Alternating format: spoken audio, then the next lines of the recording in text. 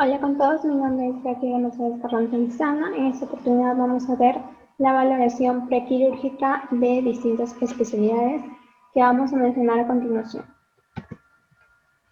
En cardiología es importante identificar a los pacientes con factores de riesgo cardiovasculares o portadores de diversas cardiopatías, y también es importante estratificar a los pacientes en función a las posibles complicaciones perioperatorias de la cirugía. Para ello es importante conocer el índice de riesgo cardíaco de Goldman. Hay que tener en cuenta cuáles son los criterios que presenta el paciente, de acuerdo a la historia clínica, al examen físico, al ECG, al estado general que pueda tener el paciente y a la cirugía. Entonces, de acuerdo a los puntos totales que tenga el paciente, vamos a ver en qué clase se encuentra. Aquí la que destaca es la clase 4, que presenta puntos totales mayores o iguales de 26 y presenta complicaciones graves del 22%, mientras que la muerte cardíaca es de un 56%. En neumología es importante la minimización de riesgos, ya que es el objetivo principal de cualquier evaluación preoperatoria. De acuerdo al sistema de puntuación ARISCAR, de acuerdo a los factores de riesgo que presenta el paciente con respecto a la edad, a la saturación de oxígeno preoperatoria, a la infección respiratoria menor de 30 días, a la anemia preoperatoria con una hemoglobina menor o igual de 10 gramos sobre decilitro, de acuerdo a la incisión quirúrgica, a la duración de la cirugía y a la cirugía urgente que tenga el paciente, vamos a ver los puntos totales.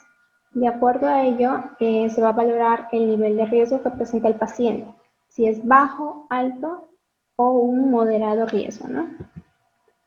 Pasamos a endocrinología. Es importante conocer el estado endocrino el cual presenta el paciente. En este caso vamos a ver a la diabetes mellitus, ya que tiene una mayor tasa de infección, tiene una mayor morbilidad operatoria y tiene una mayor mortalidad hospitalaria.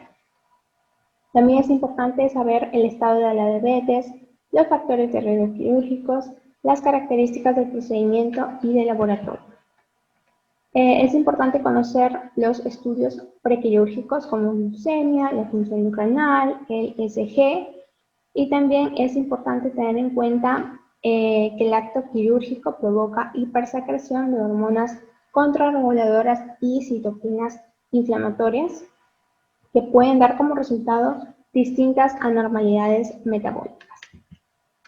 Con respecto a nefrología, es importante saber que el buen funcionamiento renal del paciente va a depender de la perfusión renal, la integridad del parénquima renal y la permeabilidad de las vías secretorias.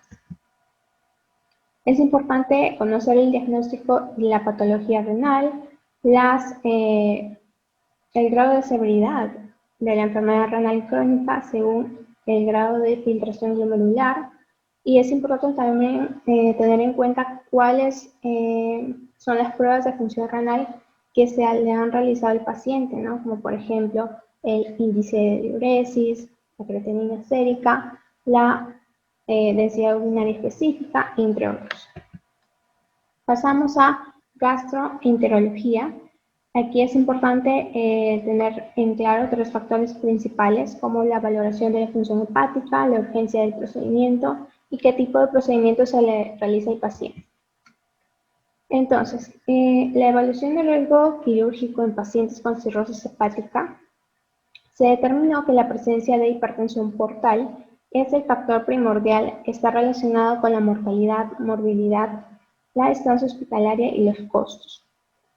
Y también hay que tener en cuenta que existe una contraindicación para cirugía si el paciente se encuentra con hepatitis aguda, hepatitis alcohólica o insuficiencia hepática aguda.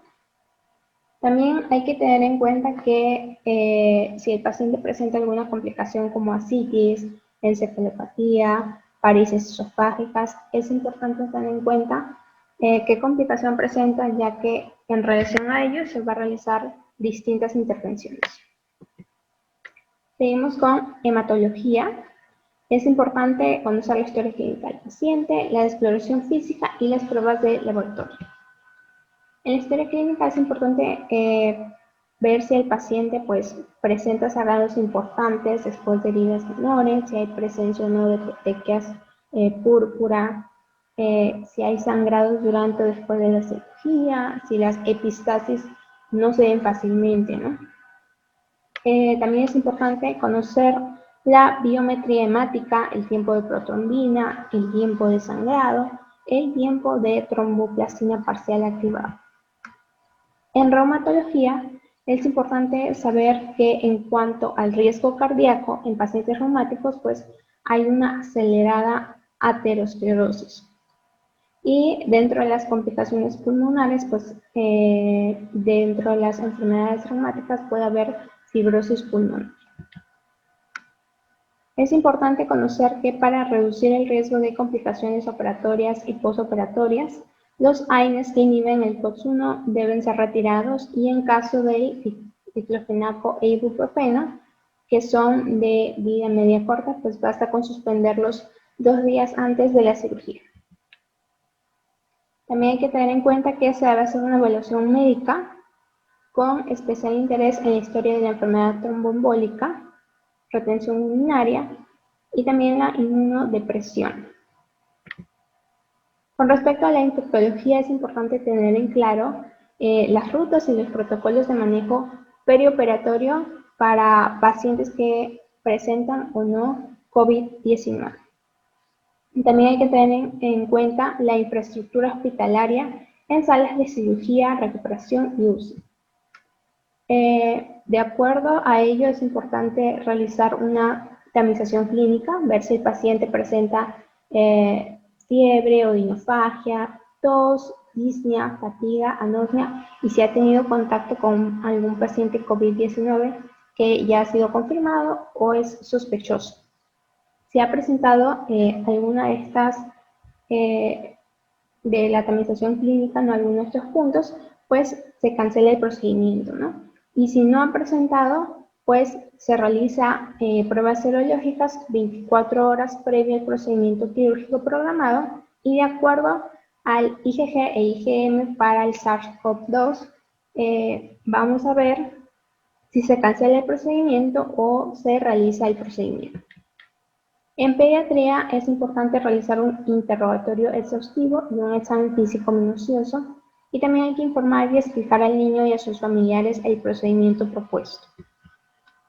Algunas enfermedades y síntomas que contraindican las operaciones electivas, por mencionar algunas, tenemos a las infecciones respiratorias, digestivas, cutáneas, a enfermedades crónicas no controladas y también tenemos a la anemia, ¿no?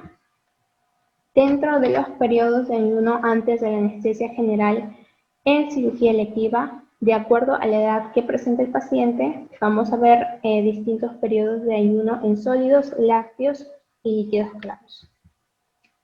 Dentro de las medidas preoperatorias en cirugía de urgencia, se suspenden líquidos y alimentos, el aporte hidroelectrolítico pues será exclusivamente intravenoso, y las heridas de piel no obligan a suspender la operación.